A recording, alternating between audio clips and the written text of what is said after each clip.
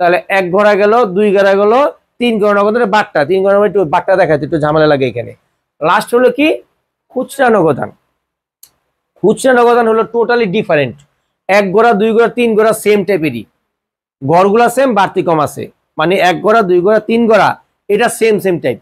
কিন্তু খুচরা নগদান ভিন্ন। খুচরা কি মানে এমন থাকবে, এই একটা মার্কার কিনলাম, একটা ডাস্টার কিনলাম, একটা পেন্সিল কিনলাম, মানে ওই আলাদা করে হিসাবগুলোকে তোমাকে অন্তর্ভুক্ত করতে হবে।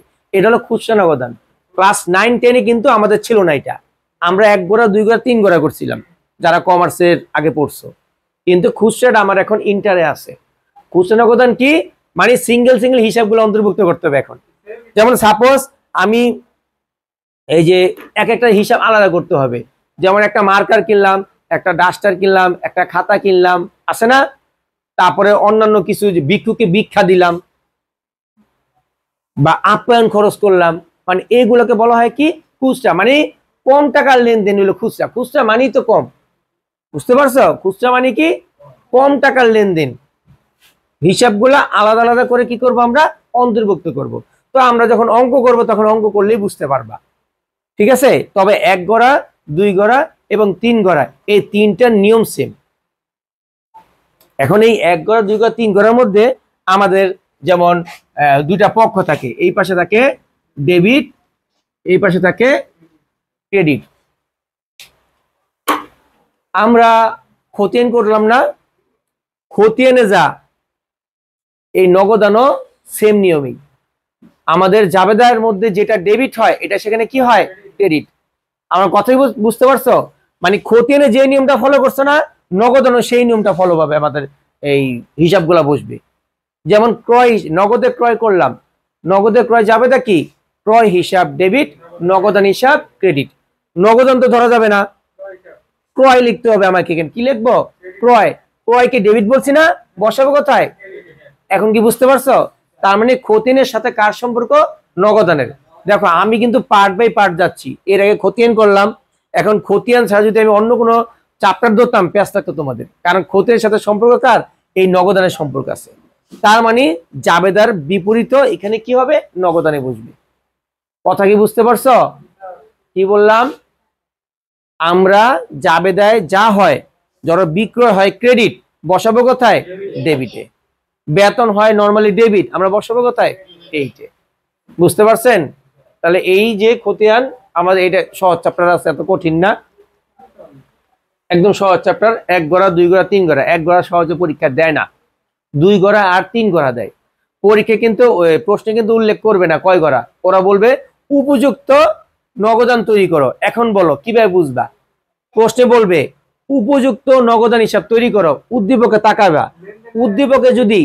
উদ্দীপকে যদি দেখো যে বাট্টা আছে, ওই যে বাট্টা দেনাবানা বাট্টা, তাহলে এটা 3 ঘোড়া করতে হবে তোমাকে। কথা কি বুঝতে পারছো? ওরা প্রশ্ন করছে নগদান তৈরি করো, এখন তুমি কোন নগদান করবা? 1 ঘোড়া 2 ঘোড়া নাকি 3 ঘোড়া করবা? কোনটা করবা?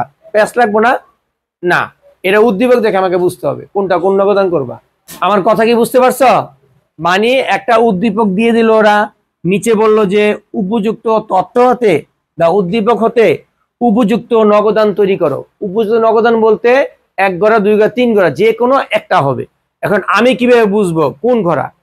প্রথমে উদ্দীপকে তাকাইবা, যদি দেখো যে বাট্টা দেওয়া আছে, বাট্টা ওই যে একে অপরের চাকা ছাড় দিছে, তাহলে তোমাকে 3 ঘোড়া প্রস্তুত করতে হবে। এটা বুঝতে পারছো?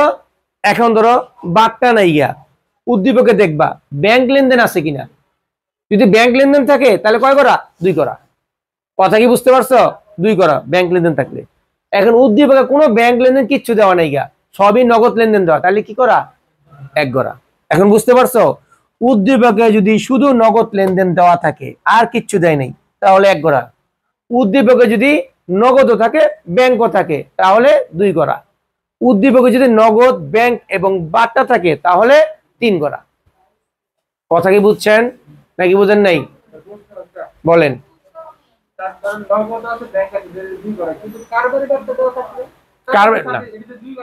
এখন বলি কারবারি বাট্টা তো অন্তর্ভুক্ত হয় না। কারবারি বাট্টা আমি গোনায় ধরবো, তোমাকে দেখতে হবে কি হয়েছে পাওনা দেনার বাট্টাটা। এখন নগদ আছে ব্যাংকও আছে কিন্তু কারবারি বাট্টা আছে, কারবারি বাট্টা তো আমাদের অন্তর্ভুক্ত হয় না, তা আমি এটা 3 ঘোড়া না। 3 ঘোড়া হতে হলে তোমাকে ওই যে পাওনা দেনার বাট্টা থাকতে হবে। মানে মানুষের লেনদেন যখন হয়, ক্রয় বিক্রয় না। ক্রয় বিক্রয় বাট্টা হলে আমরা এটা গুনাই ধরবো না, এটা আবার কেন 3 করা হবে, বুঝতে পারছো? ওটাও 3 করে কখন হবে, যদি আমরা হ্যাঁ ওই যে নগদ বাট্টার কথা বলে, মানে পাওনা দেনার বাট্টা, মানুষের বাট্টার কথা বলে, ঠিক আছে, তখনই বুঝো 3 করা। দেনাদার, দেনাদার আর পাওনাদারি তো নগদ বাট্টা এটা। আর ওই যে ক্রয় বিক্রয় বাট্টাটা হলো কি কারবারি বাট্টা। এই কারবারি বাট্টা আমার এখানে অন্তর্ভুক্ত হবে না, তবে হ্যাঁ টাকা বাদ দিতে হবে, কিন্তু টাকা বাদ দিতে হবে, কিন্তু ওই টাকা দেখাইবে না কারবারি বাট্টাটা। কিন্তু নগদ যে বাট্টাটা আছে ওই টাকা এখানে দেখাতে হবে আমাকে নগদানে, বুঝতে পারছো? ওইটা বাট্টাটা একমাত্র 3 ঘোড়াই হবে, 1 ঘোড়া 2 ঘোড়ার মধ্যে কিন্তু দেখানো লাগবে না।